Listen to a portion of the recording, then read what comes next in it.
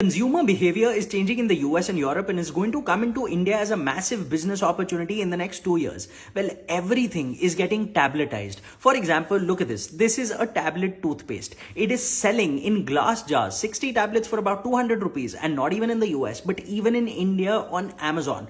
Go check it out. Well, there are several manufacturers in Ahemdabad who are ready to make toothpaste tablets for you, which you can pop in your mouth, chew, turn it into paste, brush and spit it out. Well, you can launch these in your own brand if you get it contract manufactured in different flavors. Not just that, if you were to look at, say, dishwashers in the US, they use tablet soaps, washing machines, soap pods, coffee machines, coffee pods. Everything is getting tabletized because it's more convenient, it's more economical to produce, and customers are willing to pay a higher price. I mean, till 2 years ago, who would have thought that people will now start selling serums that consumers would apply on their faces using droppers instead of creams, and people pay a premium for this.